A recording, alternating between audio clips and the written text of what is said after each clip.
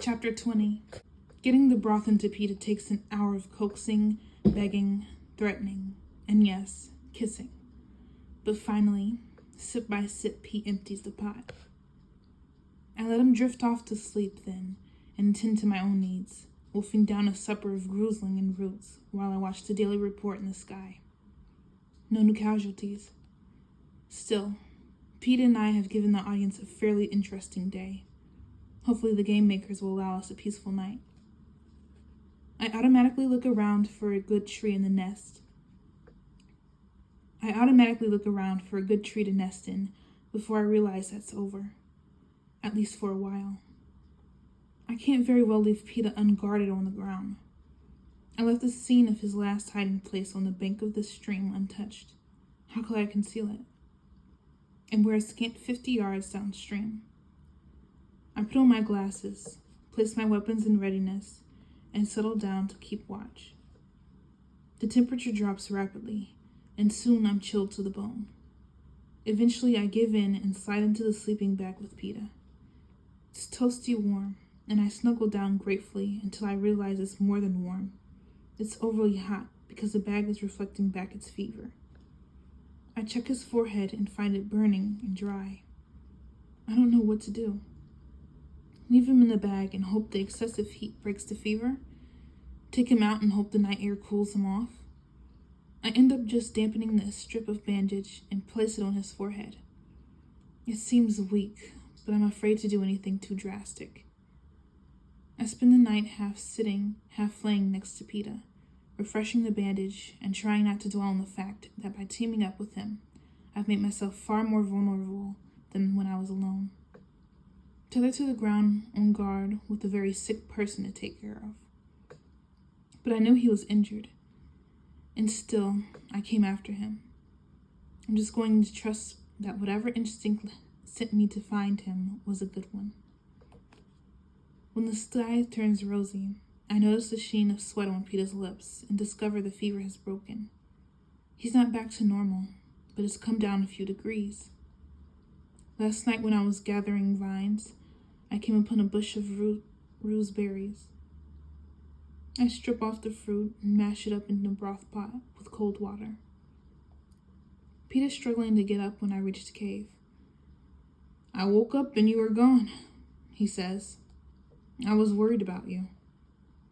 I have to laugh as I ease him back down.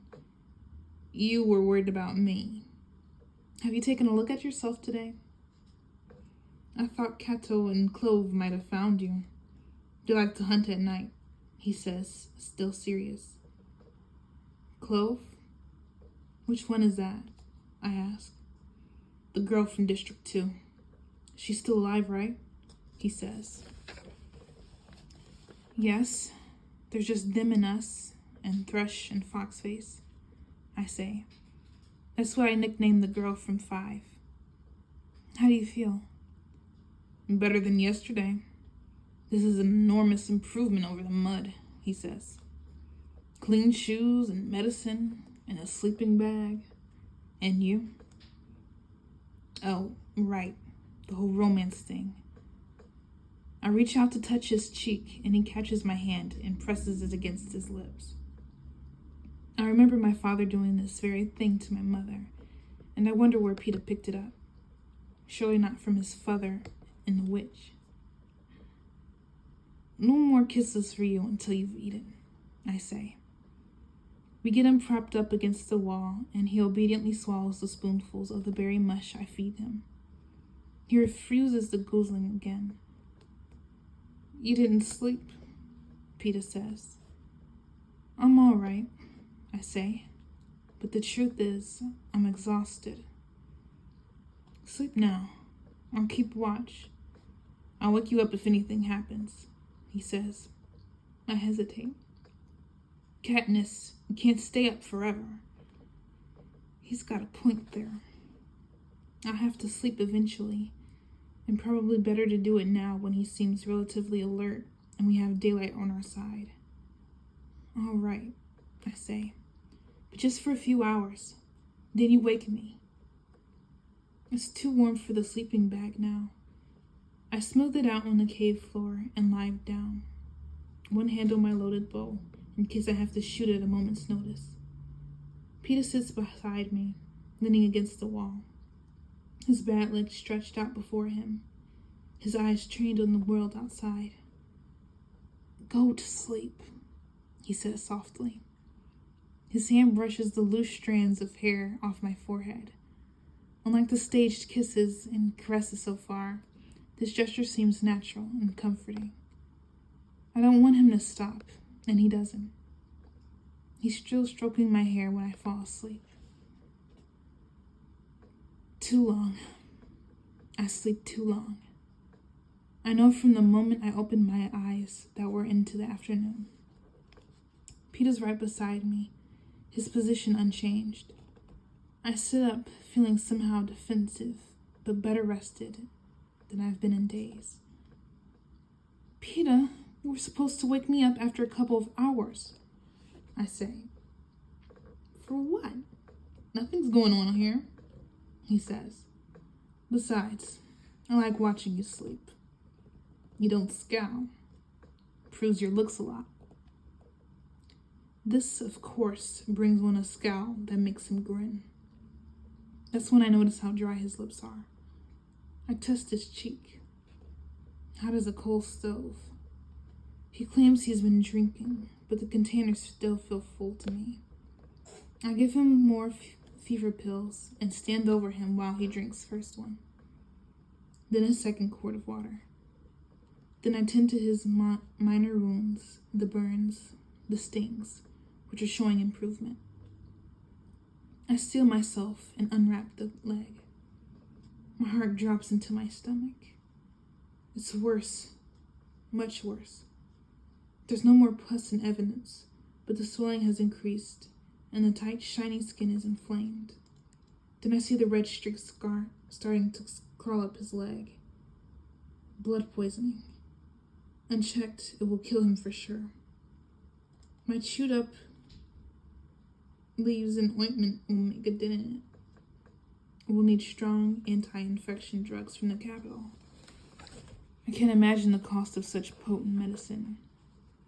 If Hamish pulled every donation from every sponsor, would he have enough? I doubt it. Gifts go up in price the longer the games continue. What buys a full meal on one day buys a cracker on day 12. And the kind of medicine Peter needs would have to be at a premium from the beginning. Well, there's more swelling, but the pus is gone, I say in an unsteady voice. "I know what blood poisoning is, Katniss," says Peter, "even if my mother isn't a healer." "You're just gonna have to outlast the others, Peter. They'll cure it back at the capital when we win," I say. "Yes, that's a good plan," he says. "But I feel this is mostly for my benefit." "You have to eat. Keep your strength up. I'm gonna make you soup," I say. "Don't light a fire," he says. "It's not worth it." "We'll see," I say.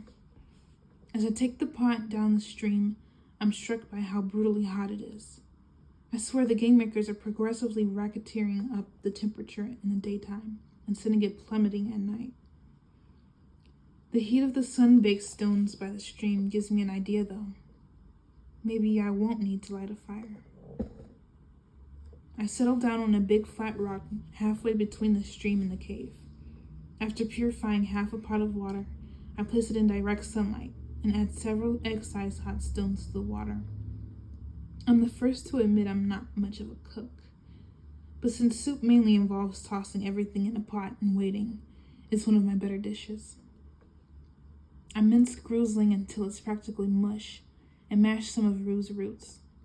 Fortunately, they've both been roasted already, so they mostly need to be heated up. Already between the sunlight and the rocks, the water's warm. I put in the meat and roots, swap in fresh rocks, and go find something green to spice it up a little. Before long, I discover a tuft of chives growing at the base of some rocks. Perfect. I chop them very fine and add them to the pot, switch out the rocks again, put on the lid, and let the whole thing stew. I've seen very few signs of game around, but I don't feel comfortable leaving PETA alone while I hunt, so I rig half a dozen snares and hope I get lucky. I wonder about the other tributes, how they're managing now that their main source of food has been blown up. At least 3 of them, Cato, Clove, and Foxface, have been relying on it. Probably not Thresh, though. I've got a feeling he must share some of Root's knowledge on how to feed yourself from the earth. Are they fighting each other? Looking for us? Maybe one of them has located us and is just waiting for the right moment to attack. The idea sends me back to the cave. PETA stretched out on top of a sleeping bag in the shade of the rocks. Although he brightens a bit when I come in, it's clear he feels miserable. I put cool cloths on his head, but they warm up almost as soon as they touch his skin. Do you want anything? I ask. No, he says. Thank you. Wait, yes. Tell me a story. Story? What about? I say. I'm not much for storytelling. It's kind of like singing. But once in a while, Prim wheedles one out with me. Something happy. Tell me about the happiest day you can remember, says PETA. Something between a sigh and a huff of exasperation leaves my mouth. A happy story? This will require a lot more effort than the soup. I rack my brains for good memories. Most of them involve Gale and me out hunting, and somehow I don't think those will play well with PETA or the audience. That leaves Prim. Did I ever tell you about how I got Prim's goat? I ask. PETA shakes his head and looks at me expectantly. So I begin, but carefully. I don't want to hurt Gale or Greasy Say, or the butcher, or even the peacekeeper back home, who are my customers, by publicly announcing they're breaking the law too. Here's a real story of how I got the money for Prim's goat lady. It was a Friday evening, the day before Prim's 10th birthday in late May. As soon as school ended, Gil and I hit the woods because I wanted to get enough to trade for a present for Prim. Maybe some new cloth for a dress or a hairbrush. Our snares had done well enough and the woods were flush with greens. This was really no more than our average Friday night haul. I was disappointed as we headed back, even then Gale said we'd be sure to do better tomorrow. We were resting a moment by a stream when we saw him. A young buck, probably a yearling by his size. His antlers were just growing in, still small and coated in velvet. Poised to run, but unsure of us, unfamiliar with humans. Beautiful. Less beautiful, perhaps, when the 2 arrows caught him, one in the neck, the other in the chest. Gil and I had shot at the same time. The buck tried to run, but stumbled, and Gil's knife slit his throat before he knew what had happened. Momentarily, I felt a pang at killing something so fresh and innocent, and then my stomach rumbled at the thought of all that fresh and innocent meat. A deer! Gil and I have only brought down 3 in all. The first one, a doe that had injured her leg somehow, almost didn't count. But we knew from the experience not to go dragging the carcass into the hog. It had caused chaos with people bidding on parts and actually trying to hack off pieces themselves.